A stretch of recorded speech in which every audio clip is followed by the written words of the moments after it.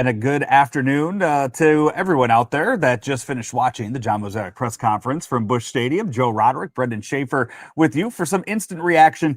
I saw, Brenden did not, but I saw all of the comments that were coming Oh through yeah. during the live feed. Probably worth going back and watching. I'm Okay. sure if you enjoy that kind of thing. I don't know. I don't know if I am a big enough masochist to look through it, but I may take a Yeah. peek. But it's hey, you can now revisit with those comments right here and let us know your thoughts on everything that Mo had to say Hmm. on his way out here from Busch Stadium.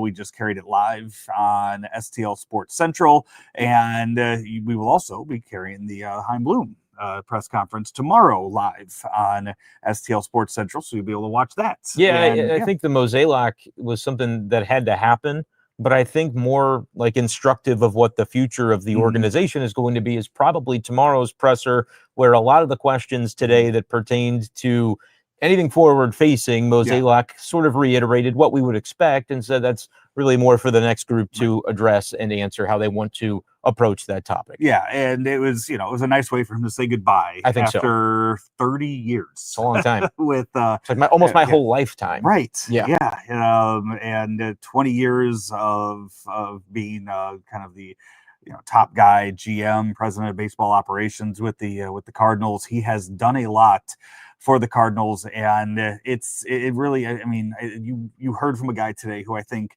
realizes that at the end there, and he said it was time for a new voice, it was time for a change. And on the way out, it sucks because people are going to remember the last 3 years more than the 20 years before that.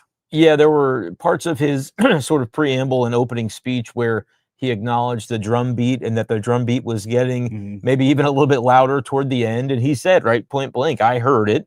And so obviously Mo has had an awareness of as things tailed off for the organization in terms of, I mean, it's not really something that you feel. That it showed in the records, it showed in the postseason appearances, it showed in how far the Cardinals were able to advance in the Yep. postseason when they did make it. And it was a downward trend over the last number of years, depending on Mhm. whether you want to cut that off after like 2015 with the 100+ Right. winning season, the last divisional championship at that point, and then you had a bit of a downturn before bubbling back up again for a couple of years. Or and Mozeliak would say really to 22, he feels pretty good about the way things Yep. went. And I think Cardinals fans, though, a lot of them do draw that line where they'd say 2016, even if it does kind of bubble up a little bit in there, 2021, 22, it was sort of downward facing when you think about, postseason wins, 2019, the last playoff series win, those sorts of things. Certainly, Cardinals fans have felt, and John Mozeliak was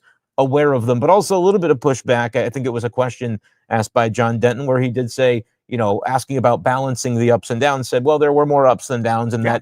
that allows you to be able to kind of live with that and balance those sorts of things as you reflect on a tenure like this one. I'm looking at the sheet next to you. They handed out to everyone in the media today, and just to see like 15 consecutive winning seasons, 15, and that's when you look at it to like 2008 to 2022.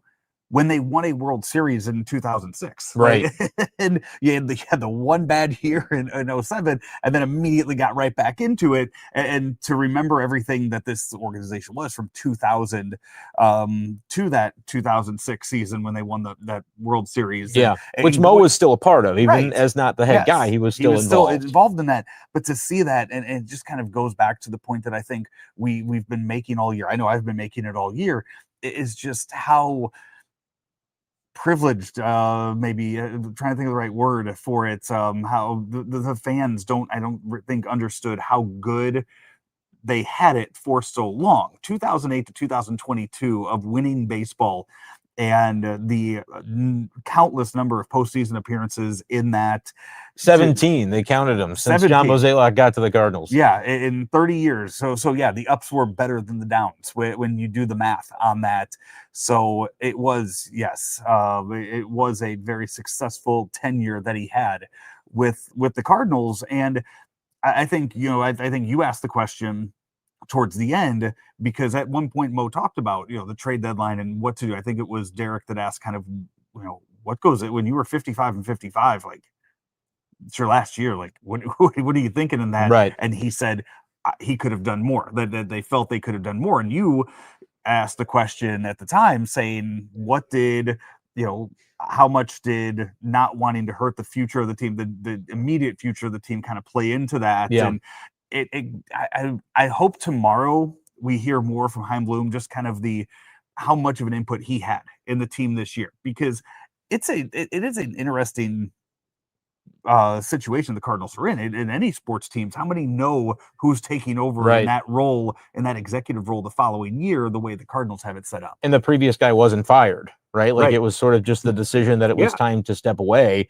I think Bill DeWitt probably would have had him back for about as long as he wanted to remain. And Cardinals fans, I think Mo stayed as long as he wanted to remain. Yeah, I think and maybe even a little bit longer. I don't know. And like, Cardinals fans may hear that and they may not gain confidence from that, because they would say, well, that implies that ownership, wasn't as aware, as acutely aware as the fan base of maybe some of the decline that the organization has seen. But I do think that is true and relevant, that, this was a bit of a delicate situation. But the way Mo answered it, I think I buy it, where he said, look, if there had been something that had been presented that would have made sense, rather than, the obvious of, I thought, keep a clean slate.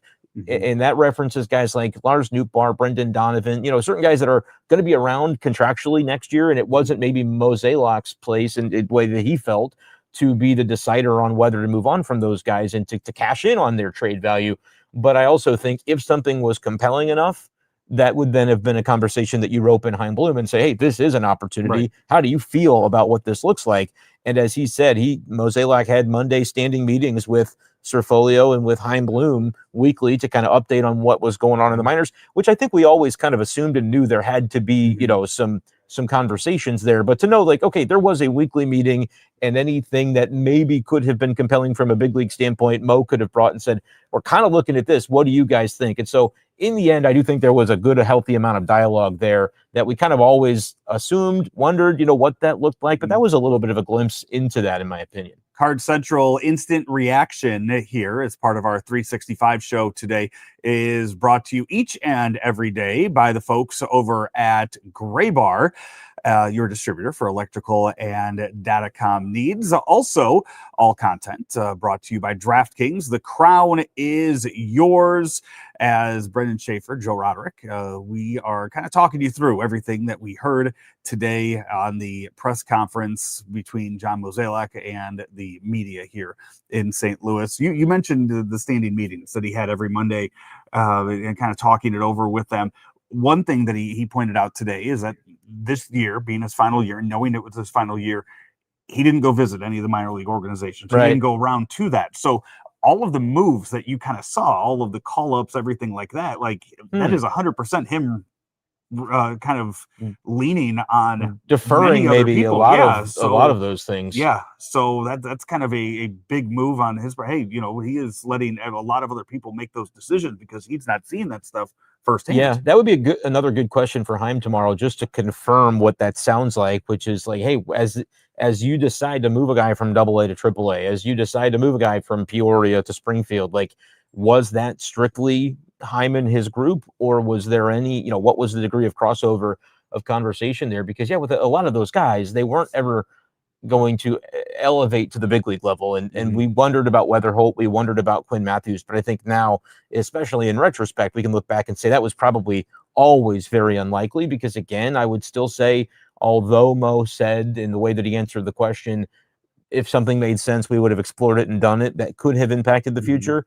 I think those non-call-ups were another example of, let's go ahead and leave the next guy maximum flexibility for what he may want to employ. And Mason Windu says in here that, that kind of maybe shows that Chaim was running a lot of stuff with the decisions on Weatherholtz. That, because you got a big guy like that in your organization, I'm sure it's really, really tough to just say, nope, we're keeping him down all year. Especially with how close they ended up being to a postseason berth. I mean, Mo talking about looking back on individual moments of the season and thinking that's why we tell the players it all does matter. You may not see it in the moment, but it absolutely does. And the Cardinals fall, whatever they fell short of it, they were even closer, right? Going into the final series, they didn't play well against Chicago, and you would have really been in the mix had that been meaningful baseball, and you potentially see that series go differently. In the last 2 weeks, were they tied with the Reds at some point? Oh, sure. I think they might have even been a half game above the Reds at a given point in time, and the Reds end up finishing strong. Right. The Cardinals do not, but I think that's interesting with pertinence to guys like Weatherholt, is that, could a guy that's a rookie come up and give a jolt to a team and help propel them rather than, the other direction. I've talked a lot about the Fetty timing of when they, decided to pull the plug on that versus had they, infused some other possibilities. You've been a McGreevy guy all year long. And so could they have ended up, obviously when you lose to the Cubs the way you did, it wasn't as close as it felt, but maybe the different situation inspires a different level of play in that final series. And, you could be talking about something different, but I think the said it a couple of times. Mozeliak did no regrets about the way he handled anything over this final season. And to your point, Cardinals fans might hear that and think, how could you possibly say that with a few of the different things we look at and criticize? But Chaim Bloom very well may have had not only a hand, but the guiding hand when it comes to call-up decisions this year.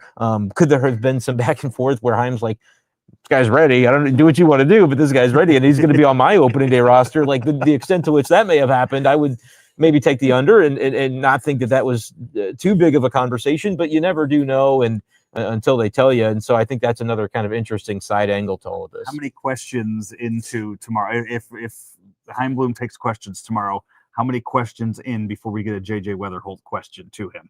It's less than 5. I mean, it might be less than 2. I don't know. Right. I think 2.5. I think the first question probably ends up being something pertaining to him kind of describing what he's done over the past year. What did that look like for him and now transitioning into the new role? But certainly Weatherholt is a name that a lot of Cardinals fans are excited to see and to hear more about.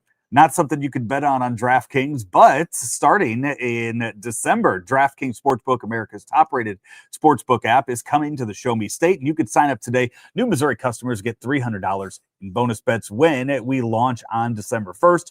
Download now, place a $5 bet when we go live, and DraftKings Sportsbook will bring you everything you need to elevate your game day, including live in-game betting, lightning fast payouts, and endless ways to get in on the action, all right from your phone. Download the DraftKings Sportsbook app now. Use code STL Sports and grab $300 in bonus bets with just a $5 bet when we go live December 1st. That's code STL Sports in partnership with DraftKings Sportsbook. Gambling problem? Call 1-800-GAMBLER. 21 plus. Physically present in Missouri. Eligibility restrictions apply. Bonus bets expire 7 days after issuance. Excludes customers who redeem pre-launch sign-up. Terms at sportsbook.draftkings.com/promos. Did get at one point in there today, kind of talking about navigating and the things he's had to navigate throughout his tenure and how the game has changed, and kind of looking at things that have gone back and forth. Brought up the Oscar Tavares tragedy that happened, and just kind of how, when it brought, Albert was here for so long, and Albert was a generational player, right? And when he left, you don't have a generational player anymore, and you hope for somebody like an Oscar Tavares, and just kind of the challenges that go into the job here and there. Not a whole lot of specifics that he brought up in his time here, trades, things like that, but that was one that he brought up in the last 10-15 years. Yeah, we've heard him in other interviews bring that up, and it's always kind of a touchy topic because a man lost his life, and like that's obviously bigger than baseball. But as the president of baseball operations, his role was to also look at it through the baseball lens, and I really do think they had high hopes for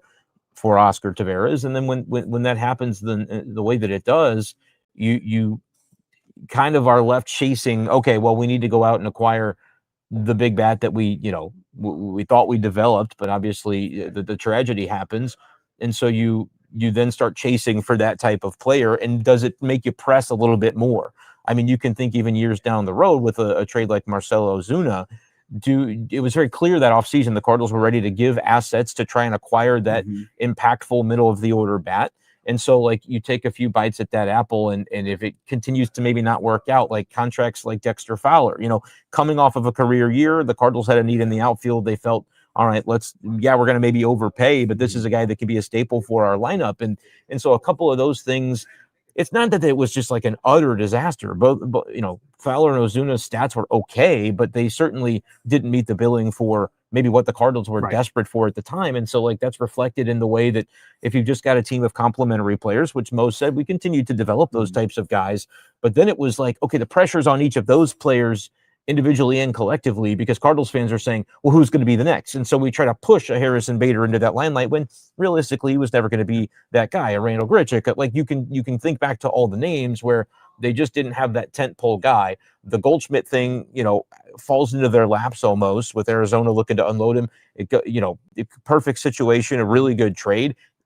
Not long after that, he says, yeah, I want to sign up and stay long term. You push your chips in on Arenado because the opportunity was there. And it's not to blame two guys for the downfall, so to say, but if those guys have a decline that's a little bit less stark, I think the Cardinals still could have maybe been compelled to say, all right, let's keep feeding the machine a little bit, and we might be able to get over the hump with where they were from 22, the way that 23 sort of spring training on happened when you're trying to do so many different things at once, replace your catcher, all those things.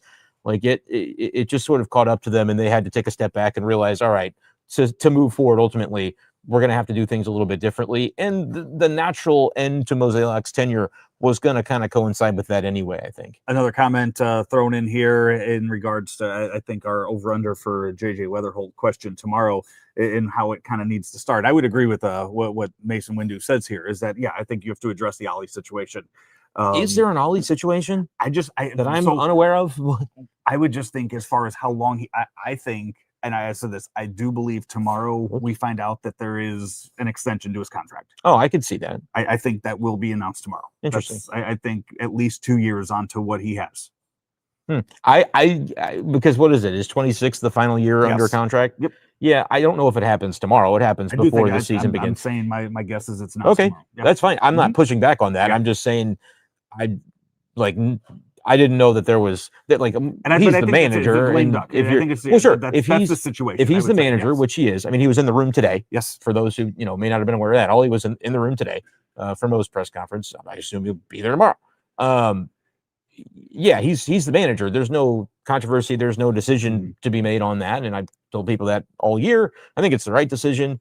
There's been a lot of already over the last few weeks we've seen of Ollie and Heim, working together in the way that Ollie has talked about different decisions. Von Herrera is going to have his elbow clean up, and then he's going to return to, striving toward duties as the team's catcher. Like, these are things that are happening. And so, yeah, there's not a decision point on that, nor do I think there should be. Look, we'll probably find out other injuries and other very well possible. That's usually what happens. In those end of the year. Yeah. When it comes to the Ollie thing, though, like, Cardinals fans look at it and say, well, he didn't win this year. And at one point in time, Bill DeWitt Jr. said, 500 seasons in St. Louis is a sign of things going awry and not being the way things are supposed to be. Yes, he uttered that quote in a different time, and the Cardinals have seen a further decline since then. And so, to continue to hold themselves to that standard where they blame the manager, and in that instance, I think, moving on from the manager, I think that was after Matheny was fired, I was in favor of. I thought, based on everything I saw, that was appropriate. And so in this instance, I don't think Cardinal fans can look at the waning years of John Mozeliak's tenure and say, man, the front office didn't do enough to put the roster together. And they didn't make the decisions in the margins that can make. Mozeliak talked a lot about those marginal decisions and those drafting decisions and those things that you can put you over the top. The Cardinals either stopped doing them or weren't doing them as effectively. But I don't think you can then turn around and say, well, Ollie Marmol's not the guy. I think if you give Ollie Marmol a roster, he is among the top 3 or 4 managers in this sport. I genuinely believe that. Cardinals fans will comment and say that's crazy. I'm just telling you what I think. There's no decision point on him. And to your point, yeah, an extension's coming. If not tomorrow, it's coming before March 1st. So. That Jay Renegade saying that he would sign him on the extension just based off solely walking Michael Busch on Saturday. I didn't get a chance to talk to our audience about that yet, but I loved it. I thought that was an awesome move. And some people hated it. Some people loved it. I put up a Twitter poll, and of my Twitter audience, I think like 60% said they liked it. I just said, did you like it? Yes or no? And slightly more people said that they did. I think, and Ollie said it was a baseball decision. It was nothing to do with Dansby Swanson stealing third base. But I think Cubs fans that are complaining about it have absolutely no argument, because you could say, well, I think could you make the argument that it was kind of petty to steal third to stat pad and get your 2020 season? And they would say, well, the game is still in the balance. Like, you have to try to win it. And so is that not what Ollie Marmol's doing in a game that ultimately that run from third did not score? it worked. Michael Busch didn't haunt them in that Mhm. spot. The next guy was retired. And then the tying run came to the plate in the next inning for the Cardinals. There's no argument against it. If we're going to say it's just based on baseball, it was the right decision. And if we're going to say it was petty and because of the petty thing the Cubs did, okay, turnabout is fair play. Like, there's no argument to be had against it, in my opinion, but I thought it was awesome and shows that, like, always got an edge. Cardinals fans always talk about wanting fire from their manager, and it's like, this dude has that. I don't really know what people are waiting to see. I guess more wins, but that's going to have to come with the front office putting him in a better position. I was on post-game Saturday, so I will reiterate what I said then, and that was fuck the Cubs. So that was kind of my I think this comment would I was trying to click it, but it would agree. You can get it on there. Yeah, against the Cubs, right move. I think that there is value to that. People love this rivalry, and I'm all for that being spiced another up. layer to it. I like it. Look, another layer. Cubs fans can say we made the playoffs, you didn't. It's like, that's true. The Cardinals are going to try to get their lick back at some point in time, but they've got to build it from a foundational standpoint first. Right. So have at it. Well, we are going to wrap up what we are doing today. Again, we will Bernie will have his show coming up later on STL Sports Central. No Randy show today, and then we're going to be right back at it tomorrow with the Hein Bloom press conference to let you know what's going on with that. We'll air it live again, and then Brenden and I will be back for an instant reaction for that. Hey, by the way, All Elite Wrestling brings AEW Wrestle Dream to Schaeffer's Arena in St. Louis for the first time on Saturday, October 18th. Tickets on sale now at AEWTix.com. The event will air live on pay-per-view and be available on HBO Max starting at 7 p.m. Already know one of the featured matches, Brenden, it's an I Quit match between Darby Allin and Jon Moxley. Okay. Darby Allin brought out a flamethrower last week to attack Jon Moxley. So who knows what they're going to have in the I Quit match. That's Wrestle Dream, Saturday, October 18th at Schaeffer's Arena. Get your tickets now at AEWTix.com. You're going to have, I would imagine, more comments to say on this on the radio and on Twitter as we go on for this. So make sure you follow Brenden for all of his thoughts on the final parting words from John Mozeliak. The next time we're going to see him at Busch Stadium, I would imagine it's going to be wearing a red jacket.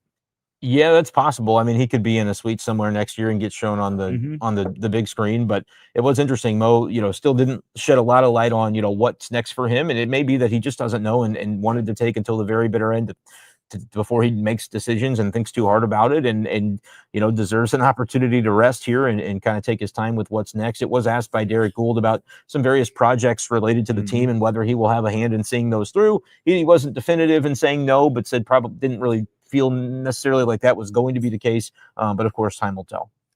That's going to do it for us today. Head on over to STL Sports Central, our YouTube page later on to see what Bernie has to say about everything. And also, we'll have Bernie's thoughts in written form later on today as well on STL Sports Central. That'll do it for Brenden Schaeffer. I'm Joe Roderick. Have a great day, everybody.